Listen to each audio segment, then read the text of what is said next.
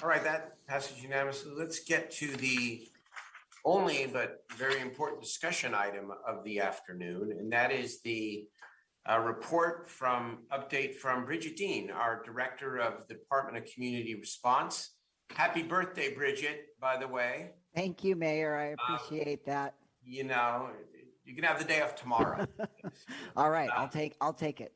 Okay, very good. Well, we have all been so thrilled to see the beginnings of what you have helped build here in Sacramento, not only on the 911 diversion issue, but how you've really taken the reins on the homeless outreach and the establishment of Safe Ground. And obviously, your success and the success of your department is incredibly important to this city, the future of this city, and all the items that we are going to be discussing tonight. So this is a pretty good preview, if you will, of what we're going to talk about in more depth tonight. Take it away and let us know how you're doing, what you need, and where you're going. Great. And I'm actually going to show a few slides just so I can share that with you. Okay. And then I'll make sure you all get these after today. Give me 1 second.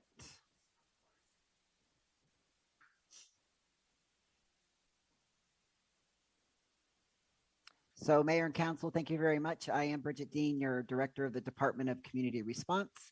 And this is an update and overview, if you will, of our Department of Community Response, where we are standing as of today. So I want to remind everybody of the timeline. On July 1st, the City Council directed the City Manager to create the Department of Community Response, which at that time was referred to as Office of Community Response. And the goal of that was to provide an alternative response model in public safety that effectively transfers calls that do not require law enforcement or fire response to alternative first responders from the Department of Community Response. The goal was to focus on the need of mental health services, substance use disorders, youth in crisis, and residents experiencing homelessness. And at that time, there was a 2-year timeline provided to be fully operational. On September 2020, I was also provided the Homeless Services Division and Office of Violence Prevention was added to the Department of Community Response. And as of July 1st, we were fully funded. So just again, another reminder for us all what the goals of DCR were and are is a systemic shift in our public safety model, providing alternative resources and response to those in crisis or in need of assistance. Key partner in our city's first response model. We do work collaboratively with police, fire, and other emergency response models and programs. And our goal is to connect individuals to community-based services and providers. And we can be primary response and or provide follow-up or support as needed. Our goal is to establish collaborative teams that reflect the communities that we serve, use trauma-informed interventions, work from culturally competent framework, and engage in first language and respect lived experience. And then also we need to support community-based organizations and create space for community-led intervention. So I get asked frequently what this looks like. And so this is a quick snapshot, obviously not all of the details, but the major ones. Under the Department of Community Response, we have what we call the Office of Community Outreach. That is our outreach teams that we go out on the streets and do the work. Right now, we're currently doing that with 16 staff, and that includes city staff that we are FTEs that the city is paying, and also community partners. Those community partners, our key partner in this at this time is Hope Cooperative.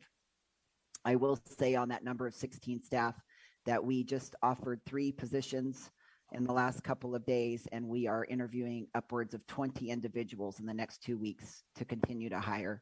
Our Office of Homeless Services is our Homeless Services Manager, Nick Galling, and then we have our admin analysts and support staff. And this number is also important to notice that there's 6 staff doing the work there. And when I show you the work they do, I think you will be extremely impressed at their efforts. And then our Office of Violence Prevention, led by Dr. Nicole Clavo, has herself and 1 admin analyst to support her work. So when I talk about additional programs and DCR, I cannot ignore or not mention the staff. Our staff has taken on a big load. As you all know, the timeline has been short. The existence of this department has been 1 year, a little over 1 year. And to be honest with you, we were not fully staffed even in homeless services until just about 4 or 5 weeks ago. So I just want to stress that this job cannot be done without the staff. I respect my staff immensely. And whether you are believe in everything we're doing in DCR or don't, I just want to recognize that my staff works hard and that we couldn't do what we do without them.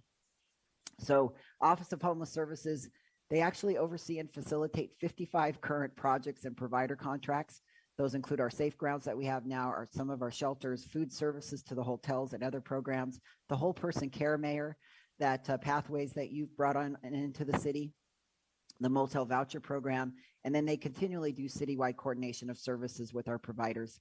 They also are the collaborative seat at the table, often with our county providers. They work with our hospitals closely, and they also work with area-wide homeless programs regionally, Yolo County, Placer County, and other areas. Additionally, our Office of Violence Prevention is currently overseeing and facilitates 10 contracts related to violence prevention. They collaborate with city departments, community agencies, and organizations. They support outreach and programming citywide with our community stakeholders. So I'm going to roll into where we are right now with DCR, and primarily this is related to what we're doing in the street and the outreach model. So I just want to point that out. So our first response teams were actually deployed in March of 2021. That was the first time that we actually had teams fully out. Those teams are consisting of one neighborhood resource coordinator, or NRC, and a Hope Cooperative staff who ride in the vehicles with them. Though currently we have 3 teams citywide, Monday through Friday, and we are scheduling them to be in the north, central, and south areas. They use 311 as their primary directive of where they need to be. And so using the 311 model, we've been able to really start drilling down and responding to the community requests as best we can related to homelessness, encampments, and other concerns. We also have one rover who does special projects. He has worked with many of the different departments across the city, whether it's code enforcement, public works, and his job is to take on some of the bigger tasks and projects that we need to have a few more hands in. And then Forensiclean, again, just want to give a big thank you to Forensiclean, Aaron, Bert, and his teams. They have consistently stepped up and done the work for us, and they have been a great asset. They also are now primarily using 311 as their response process. We have one licensed clinical social worker from Hope Cooperative, and she works very closely with us and responds to those higher need calls related to mental health, especially in our motel programs, but also across the city, our safe grounds, some of our nonprofits and other agencies. And then I just want to mention that we work very closely currently with the City Motel Voucher Program. We oversee that program in DCR. We also have Hope Cooperative, which has our voucher phone line. They staff that for us 24/7. Hope Cooperative has also provided a housing coordinator and case management teams that are working specifically to get folks up and out of the hotels. And then Step Up Housing. Step Up is another group that we have been lucky enough to work with. They've done a lot of work down in Los Angeles, and they provided us a coordinator in case management who works primarily in one of our hotels. And then also want to recognize City of Refuge. They work very closely for us in our hotels where we have our women and children, and they are a huge asset for us. And then couldn't do the work, frankly, without our advocacy and our citywide boots on the ground. We have a lot of individuals in this community who are out there every day working, especially in our encampments. And that has been essential for us to get where we need to be, to fill in some of the gaps when we're unable to get there, and to really work with us to build better relationships with a lot of the folks that they have relationships with. And then we also established an advisory panel about 3 months ago, where we meet every other Friday with several of our nonprofit and advocate leaders on different issues related to homelessness. And that is so that we can get some direction, but also share where we are going and have transparency for the process. So our homeless response model is basically, as I shared, coming through 311 at this point. We get a request related to unsheltered individuals. Sometimes there's welfare checks. We get majority of our calls are about encampment concerns. And it's important to note that we respond to non-criminal concerns. And I state that because 311 has also been an immensely important partner for us. Ivan, who leads that team, has been fantastic And what we've been able to do is establish a way for us to communicate each other. So if we come upon an encampment where there's concern or safety issues, we can get it to the appropriate department to respond to, whether that might be police if it's an extreme safety issue. If it's 5150, we may need to reach out to others to help and support us. And then vice versa, if they go out, they're able to hand it off to DCR so that it's not taking up police time or other time if it's not necessary. And then our trash, the cleanups across the city, Forensic Clean, just want to note that they are right now averaging 150 cleanups a week using 311, and that does not include the larger cleanups that we contract with them to do for DOU and other departments across the city. So the DCR response is basically, this is what we do when we get out there. We connect with the individual in the encampment or whatever location we are asked to respond to. We work to build rapport. This is really essential. If you're disenfranchised and removed from the system and you don't have a lot of trust, it's important to build that trust. So we really work hard on that. We meet the individual where they are at, and what that means is we do a quick needs assessment, and then we determine what the next best step is for them. And I want to stress that because a lot of times individuals have a belief what should happen for somebody who's experiencing homeless or mental health crisis, but in reality, they have the right to drive where they need that to go, and we can only serve a person in that moment in need at that time sometimes. We will provide resources and ongoing support. We will access our safe grounds, our motel vouchers. We work with our county partners, and we get them as connected as possible at the time. We will follow up with the reporting party, the individual who's contacted 311 or has contacted us, or maybe one of you directly. And so we will try to reach out to them and explain what we've done and where we are going with that current location or the situation there. And then we work really hard to resolve issues collaboratively with our other city departments, our community-based organizations, the county, Caltrans, in our community whenever it's viable. In the end, our true community response is going to be a big piece of us having success across the city. So this is a quick, just a picture out of 311 for you. But what I want to point out here is that this is our homeless camps to date. If you can see, in January 2021, we were getting roughly a little over 500 calls. In the last few months, it's gone up extensively. And as of July 2021, we're sitting at almost 1.3 thousand calls into the 311 system that DCR and homelessness related issues are being asked to respond to, whether that's cleanup or calls for service, and often both. So we respond to the calls as they are entered in by our 311 dispatchers, but also the community using the app. So we often go, and there could be other circumstances that we need to address. But just want to point out that the calls on 311 has grown substantially in the last couple of months. The other thing I want to point out is the amazing work of our partners, especially right now in our motels, but across the city with the case management. As I stated earlier, Hope Cooperative teams ride with us and provide us that essential outreach and lived experience that some of our staff from Hope Cooperative have that really is essential in making those connections to people. And overall, since we started our outreach, we have served with case management, meaning more than one contact or consistent contact with 1,271 individuals. We've been able to assist 407 families citywide.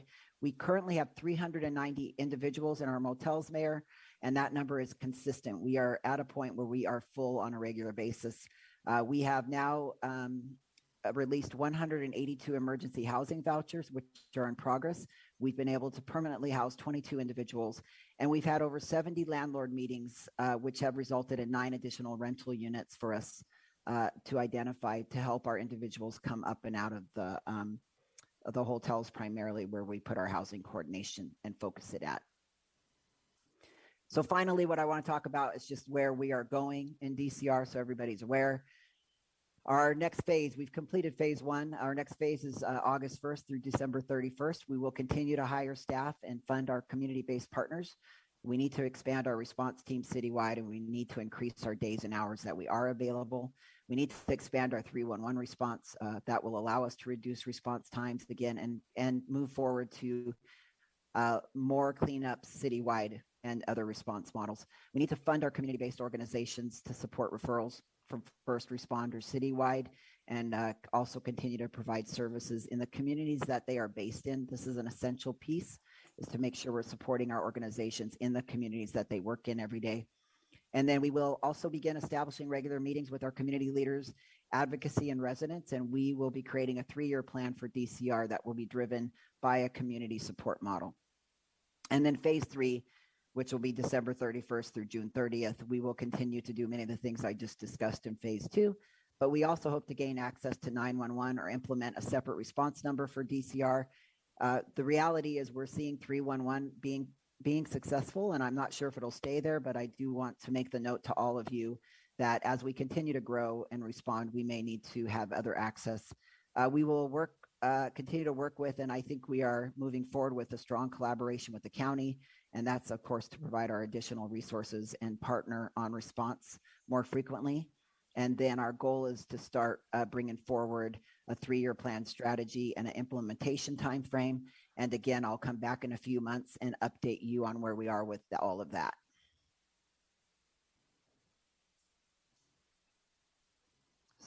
So with that, Mayor, I hope that that's a quick overview for you all. And I do just want to say I appreciate the support we've gotten.